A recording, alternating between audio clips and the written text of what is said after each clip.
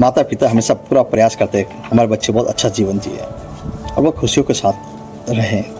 पिता कभी ये नहीं कहता कि मेरे पास पैसा नहीं है, माँ कभी ये नहीं कहती मैं थक गई हूँ या मेरी तबीयत खराब है। दोनों हमेशा लगे रहते हैं, एक ही प्रयास रहता है कि हमारे बच्चे हमारे से बेहतर जीवन जिए और उस लेवल को प्राप्त करें जहाँ वो पहुँचना चाह रहे हैं। इस दुनिया की सभी खुशियाँ उनको मिले। इसी तरह से एक कहानी है, जब बाप और बेटा दोनों रहते थे, माँ उनकी नहीं थी, तो पापा हमेशा उस बेटे को बहुत प्यार करते, माँ का भी प्यार उसको दे रहे थे और उनका प्रयास था कि बेटा मेरा माँ की कमी कभी महसूस नहीं करे, एक अच्छा जीवन जिए।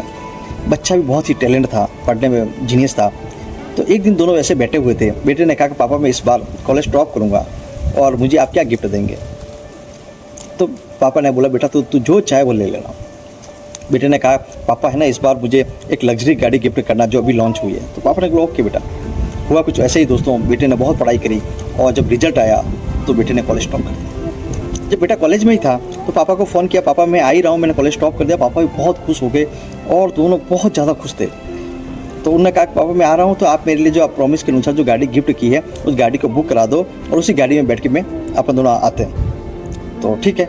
जब बेटा घर पहुँचा तो पापा ने उसको एक गिफ्ट दिया और गिफ्ट लेके बेटा मायूस हो गया। उसको लगा कि पापा मेरे साथ धोखा कर रहे, पापा ने जो प्रॉमिस करा वो गाड़ी मुझे दे नहीं रहे और मुझे एक छोटा सा गिफ्ट पकड़ा दिया। तो फिर भी बेटा उस गिफ्ट को लेके अपने रूम में गया। रूम में जब उसने गिफ्ट खोला तो उस गिफ्ट में एक रामायण थी। तो बेटा उसको देख के बहुत ज़्यादा चिढ़ गया और नाराज़ हो गया और इस कदर नाराज़ हो गया तो उसने एक चिट्ठी लिखी पापा के लिए कि पापा मैं इस घर छोड़ के जा रहा हूँ, आप आज के बाद मुझे कभी संपर्क भी मत करना, मेरा फ़ोन भी बंद कर रहा हूँ और अपना रिलेशन ही ख़त्म कर रहा हूँ। और वो बेटा वो चिट्ठी छोड़ के चला जाता है, वो किसी और बड़ी चिट्ठी में जाता है और वो सक्सेस हो जाता है और वो उस लेवल की मेहनत करता है, उस लेवल को प्राप्त भी कर लेता है। और बेटे ने ये लिखा था कि मैं जब भी आऊँगा उसी गाड़ी में बैठ के आऊँगा।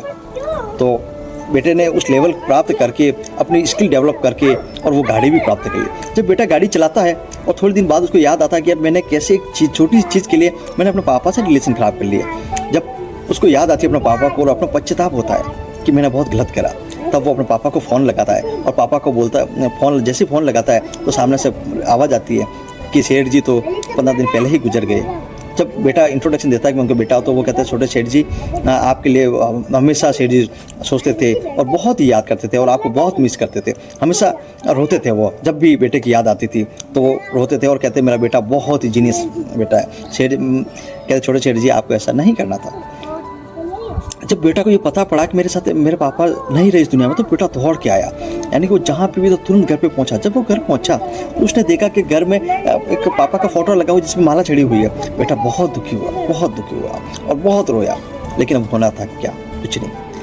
जब वो रोते हुए उसने वो देखी वो रामायण जो गिफ्ट पड़ा था वहीं उस गिफ्ट को उसने वापस जो रामायण को देखी तो रामायण में एक भावुकतापूर्ण के लिए पापा में लेटर पड़ा हुआ था, उसको देख के पढ़ा तो बाप ने ये लिखा था कि बेटा मैं तेरे से बहुत खुश हूँ, तेने फिर मेरा आज सिर ऊंचा उठा लिया और तेने वो कल गुजरा जिसकी मुझे उम्मीद थी बेटा। तो जब उसके ये पढ़ा और इसके आगे फिर उसने देखा तो एक लिफाफे में उस गाड़ी की जो बेटे ने गाड़ी देने का प्रॉमिस किया था उस गाड़ी की चाबी अंदर थी और वो बिल था। जब बेटे ने देखा था पापा ये मेरे पहले से ही सब चीज़ें कर चुके थे और वो बहुत दुख हुआ। तो दोस्तों वर्तमान में ये इस तरह की कहानियाँ हर कहीं घटित हो रही है। बच्चे सिर्फ भौतिक स्वार्थ के कारण ये भौतिक वस्तु के पीछे इतने अट्रैक्टिव हो गए हैं जिनको ये पता नहीं पड़ता है कि मेरे माता पिता के बीच में क्या रिलेशन रहे। तो हमेशा बच्चों को एक अच्छी शिक्षा के साथ में ये संस्कार भी दें और एक रिलेशन के बारे में बताएं कि बेटा ये जब आदमी सक्सेस हो जाता है तो इसके लिए भौतिक वस्तु को मायने नहीं रखती है, वो चाहे उतनी गाड़ियाँ खड़ी कर सकता है, लेकिन माता पिता का जो प्यार है वो जीवन में वापस कभी नहीं मिलेगा अगर एक बार बिछड़ गया तो। Thank you.